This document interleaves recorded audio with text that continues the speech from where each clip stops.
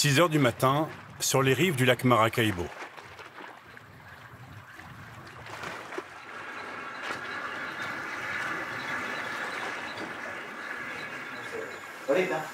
C'est bon, on y va? Vous êtes prêts?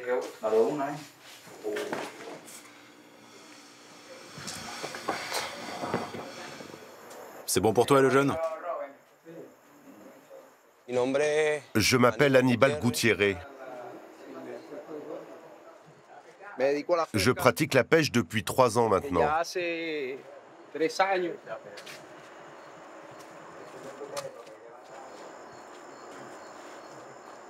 Moi, je n'y connaissais rien à la pêche. Avant cela, je vendais des légumes sur le marché. Mais la crise dans le pays m'a amené à faire autre chose, à pêcher. Mauvaise gestion de l'économie par le pouvoir socialiste depuis 1999, sanctions strictes des États-Unis depuis 2006, le Venezuela, malgré ses immenses ressources pétrolières, s'est enfoncé chaque année un peu plus dans la crise. À une époque, nous n'avions que de la pâte de farine de maïs à manger. Matin, midi et soir, on ne mangeait que ça. La nourriture était rare et chère. Un jour, ma fille est tombée malade, elle avait mal à l'estomac. Elle m'a dit en pleurant, « Papa, je ne veux plus jamais manger ça. » Le soir, avec ma femme, je me suis mis à pleurer. Depuis, comme tous les jours, Aníbal et son ami David partent pêcher à l'aube. Faute de moyens, les deux hommes naviguent sur de vieilles chambres à air. En guise de rame, de simples assiettes en plastique. Parmi les pêcheurs, je suis le seul qui ne sache pas nager. Si la chambre à air se perce et que je tombe à l'eau, mon gilet de sauvetage m'empêche de couler. Grâce à lui, je flotterai. Mais il n'y a pas longtemps, mon ami Ramon est mort. On le surnommait le dauphin, car il nageait très bien. Malgré son expérience, il s'est quand même noyé. Des embarcations de fortune, un système D dangereux et éreintant, la seule solution qu'ont trouvé ces pêcheurs pour faire vivre leur famille. Avant d'atteindre leur zone de pêche, Aníbal et son ami vont ramer près d'1 heure au milieu des installations pétrolières. Ici, 90% de ce que vous voyez sur le lac ne fonctionne plus. Les forages, les barges, les réservoirs. Pendant près d'un siècle, le pétrole du lac Maracaibo et de ses rives a fait la richesse du Venezuela. Mais depuis 2002 et la reprise en main de l'industrie pétrolière par le gouvernement d'Hugo Chavez, l'icône du socialisme latino-américain, le pays a connu une récession sans précédent.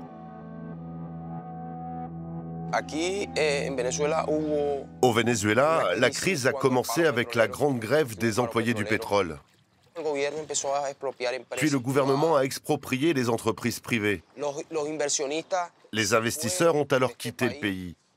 Les Espagnols, les Italiens, les Français, les Américains. Ils sont tous partis parce que le gouvernement voulait prendre le contrôle du secteur et leur imposait de vendre ou de produire à un prix fixe. Et ça ne leur convenait pas, donc ils ont quitté le pays. Les pénuries ont commencé. L'essence, la nourriture. La monnaie vénézuélienne s'est complètement écroulée. Dit autrement, notre monnaie n'avait plus aucune valeur. Depuis cette période, on ne reconnaît plus notre pays. Conséquence de cette crise, un abandon progressif des infrastructures pétrolières et la pollution majeure qui en a découlé.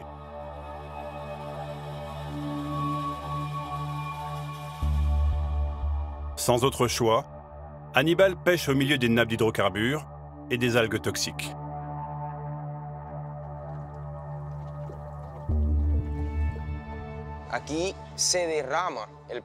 Il y a de nombreuses fuites de pétrole. Des millions de barils sont perdus. Le gaz naturel aussi est perdu. Notre pays se vide de toutes ses richesses car le gouvernement a arrêté d'investir dans la plus grande entreprise du pays.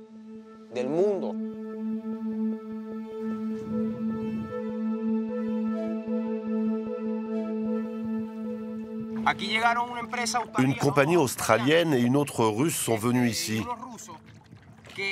Une ingénieure a pleuré quand elle a vu l'ampleur de la marée noire. Eux rêveraient d'avoir les mêmes richesses naturelles que le Venezuela. Et là, ils constatent que tout se perd, comme si ça n'intéressait personne.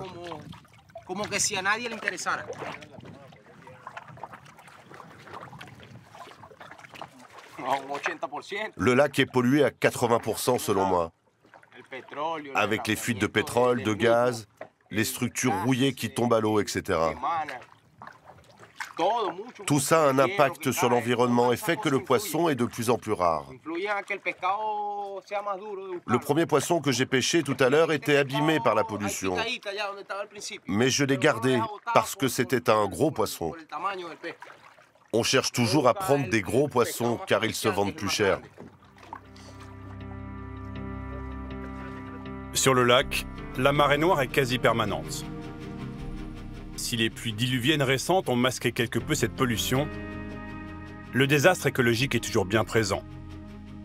Et à terre, toujours aussi visible.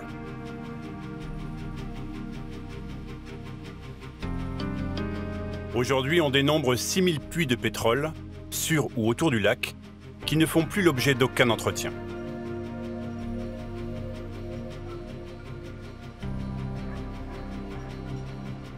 Luis Coby est ingénieur en mécanique hydraulique et professeur d'université. Depuis des années, il se bat pour alerter le gouvernement et la population locale sur les dangers de cette pollution, en vain.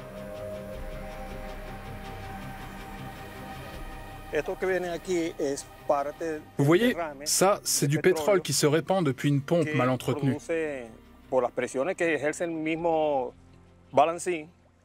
Et ça, c'est une fuite de gaz. Ce sont des ressources gaspillées et qui, bien sûr, polluent l'environnement. Tout ça représente un grand danger pour les riverains et encore plus pour ceux qui se relient au réseau de gaz de manière anarchique, sans aucun respect des normes de sécurité. Ici, l'incurie de l'État est visible à chaque coin de rue. Ces canalisations servent à drainer les eaux usées du secteur.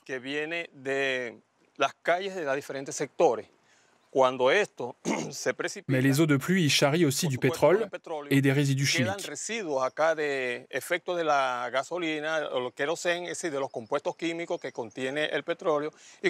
Conséquence, les espèces d'animaux qui vivent ici, comme les grenouilles, les tortues ou les petits poissons, sont contaminés. Cela pollue également la terre et les animaux tout autour.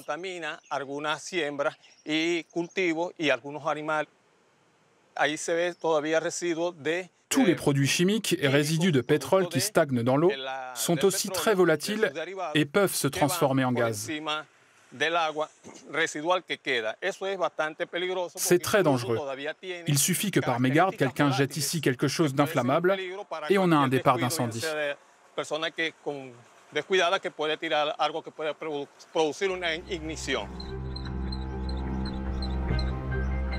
Au-delà des conséquences sur l'environnement, le manque d'entretien généralisé a aussi des conséquences sociales et économiques majeures.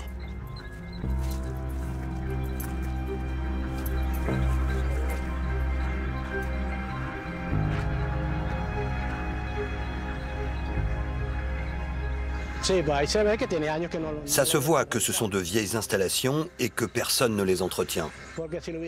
S'ils venaient les contrôler, ce ne serait pas un terrain vague. Cela fait des années que personne ne s'en occupe. C'est dans cet état depuis peut-être 20 ans ou 30 ans.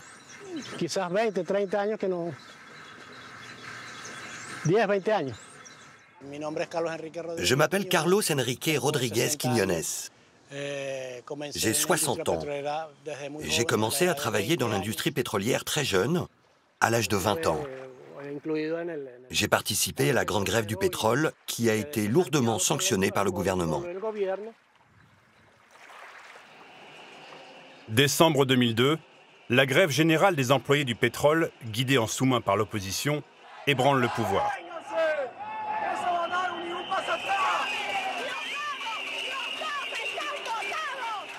Le président Chavez réprime les grévistes et en représailles licencie la moitié des salariés de la compagnie nationale.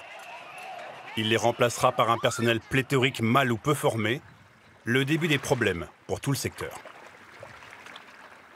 Si on me demandait de retravailler dans cette industrie, je n'irais pas. C'est trop risqué. Qui irait travailler dans ces installations alors que ce sont des bombes à retardement? Un risque bien réel, comme l'a montré l'explosion spectaculaire d'août 2012 à la raffinerie d'Amouaï, la plus grosse du pays. Ce jour-là, un gigantesque incendie ravage le site. Bilan 42 morts et plus de 130 brûlés graves. Un drame révélateur de la gestion catastrophique du secteur pétrolier par le pouvoir chaviste. Aujourd'hui encore, cet accident industriel pèse sur l'économie de tout le pays. Leur principale raffinerie hors service, les Vénézuéliens ne sont plus autosuffisants en essence. Paradoxe, même assis sur les plus grosses ressources d'or noir au monde, le Venezuela doit aujourd'hui en importer d'Iran, un des rares pays à ne pas respecter le blocus imposé par les États-Unis. Résultat, aux stations-service, les queues s'allongent à n'en plus finir. Encore plus devant celles qui vendent du carburant à un prix subventionné.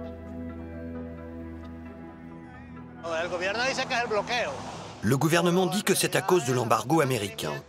Mais en réalité, c'est le manque d'entretien des infrastructures pétrolières qui fait que nous ne sommes plus capables de produire de l'essence pour notre propre consommation. Comment ça se passe ici? Cela fait combien de temps que vous faites la queue? Ça fait 1 heure, 1 heure et demie qu'on attend. Ce qu'il faudrait, c'est qu'ils nous donnent la priorité à nous, les taxis. Comment peuvent-ils nous obliger à faire la queue comme ça? Seuls 50 taxis par jour sont autorisés à faire le plein et en plus, on passe après tout le monde. Les pénuries d'essence ou le symbole de l'échec de la révolution bolivarienne. Comme Carlos, 20 000 ouvriers de la compagnie publique ont été licenciés en 2002. Face au lendemain qui déchante, certains de ses ex-collègues sont devenus activistes dans l'opposition. Salut les amis, comment ça va? Bien? Ça fait longtemps.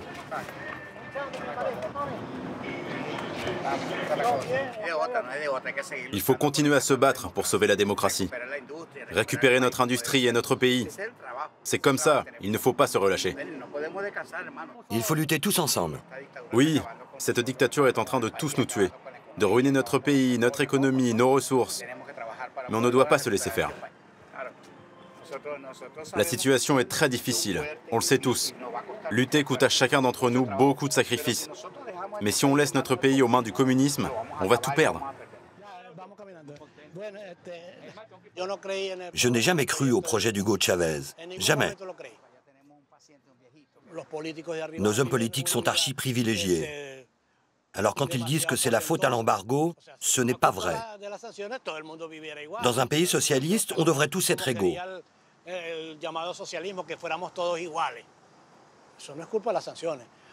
La crise qu'on traverse n'est pas due aux sanctions, mais au fait qu'ils nous ont virés et remplacés par des personnes sans expérience et sans les compétences nécessaires pour faire tourner l'industrie du pétrole.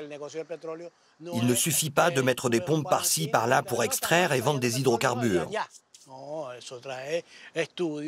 C'est un marché international qui a besoin d'un personnel très bien formé pour produire et écouler des millions de barils. Après son licenciement, Carlos a rebondi comme il a pu. À Cabimas, au bord du lac, il a ouvert une petite épicerie. Pour la gérer avec lui, Aileen, sa femme. Elle aussi une ancienne employée du secteur pétrolier. Ici, le couple vend un peu de tout, du shampoing aux icônes religieuses, des produits proposés très souvent à l'unité, voire au détail. c'est du sel marin que l'on vend. Chérie, il y a quelqu'un qui attend. Tu peux pas y aller? Non. J'arrive. Tiens, ma petite. Je vais en prendre une autre. De quelle couleur? Sans apport personnel pour acheter ou louer un local, le couple, comme souvent au Venezuela, a dû faire preuve d'imagination.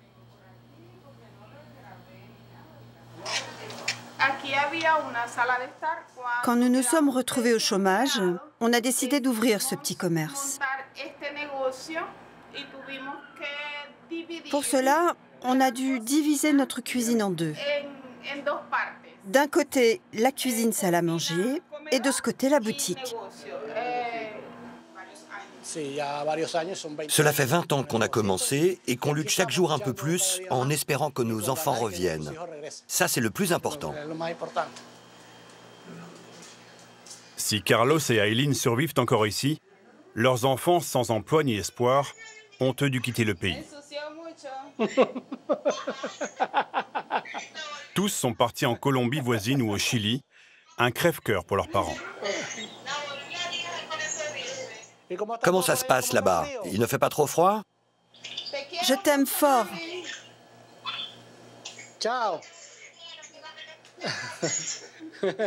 Au revoir, ma fille. Que Dieu te bénisse.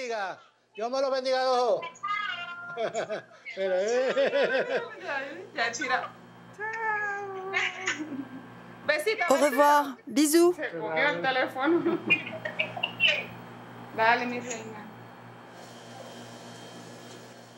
Qui est-ce?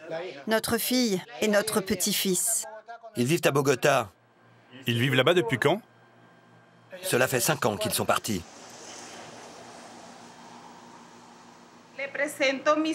Voici tous nos enfants. Carlos Alberto, qui est ingénieur en mécanique, il était déjà diplômé quand il a quitté le pays. Carline Judith, qui a étudié l'agronomie, et Carlos David, qui avait à peine le bac quand il est parti.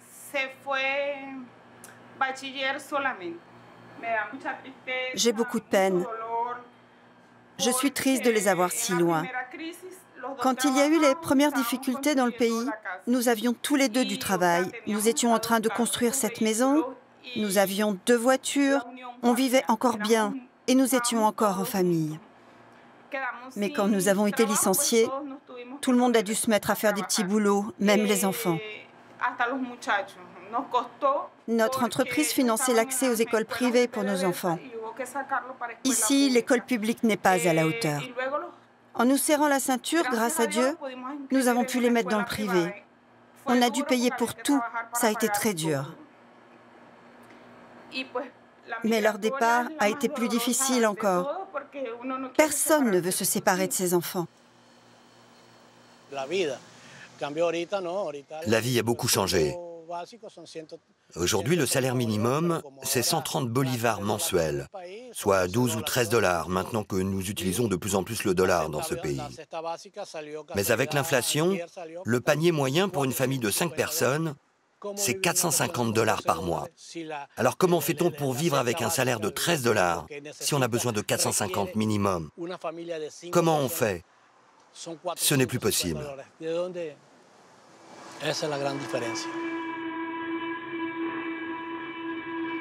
La compagnie pétrolière publique à l'agonie, c'est tout le château de cartes qui s'est effondré. Rapidement, les entreprises qui dépendaient de ce secteur autrefois florissant ont fermé.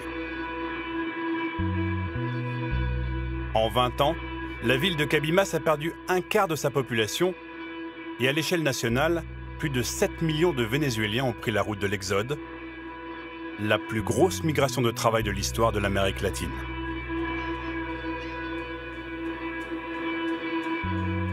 Si certains émigrés y ont trouvé un avenir, tous n'ont pas eu la même fortune, à l'image d'Hannibal, le pêcheur.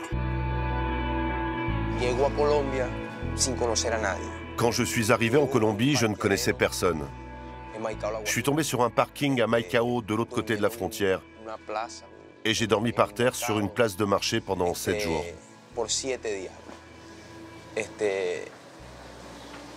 J'ai été très mal accueilli par les Colombiens.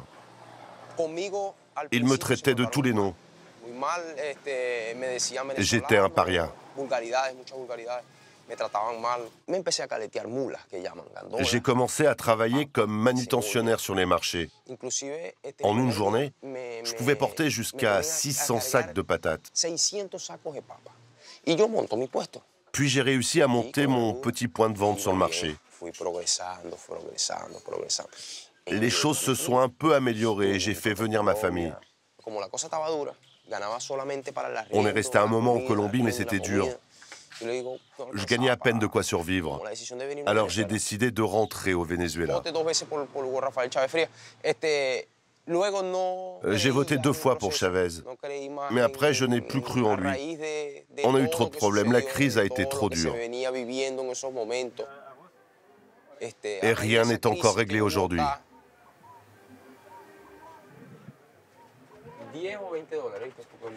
Aujourd'hui, seuls les poissons du lac permettent à Hannibal et sa famille de survivre.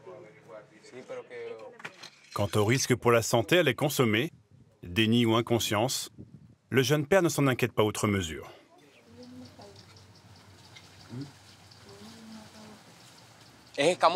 Le poisson a des écailles. Alors quand il est couvert de pétrole, il suffit de l'écailler, de bien le laver et le pétrole s'en va. Il ne reste plus que la chair et elle est propre. Il n'y a aucun problème.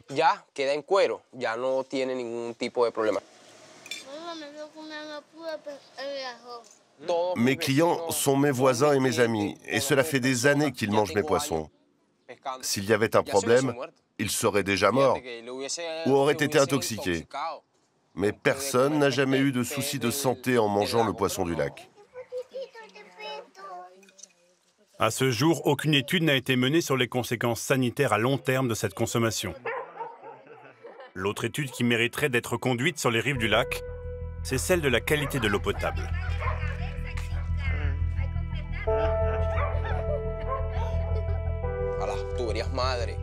Les canalisations ne sont pas entretenues. Ils disent qu'un moteur a explosé, que les pompes ne peuvent plus fonctionner. Et donc l'eau n'arrive plus comme avant. Quand mes réserves d'eau s'épuisent, je demande à ma voisine s'il lui en reste. Et si elle peut m'en donner 40 ou 50 litres pour que mes enfants puissent au moins se laver. On vit un calvaire. Régulièrement, les riverains du lac trouvent des traces d'hydrocarbures dans l'eau du robinet, du moins ceux qui sont encore reliés au réseau d'eau potable.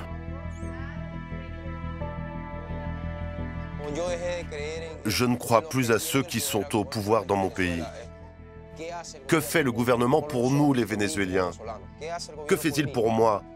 Rien. Rien du tout. Aujourd'hui, le Venezuela est à un tournant de son histoire. Flambée des prix du brut en raison de la guerre en Ukraine, raréfaction de la ressource au niveau mondial, le pétrole du lac Maracaibo est de nouveau très prisé. Depuis cet été, les États-Unis ont même commencé à desserrer les taux des sanctions. Ils autorisent désormais leurs sociétés à revenir exploiter l'or noir local. La nouvelle génération de Vénézuéliens profitera-t-elle de ce nouvel horizon? À moins d'un changement de régime à Caracas, rien n'est moins sûr.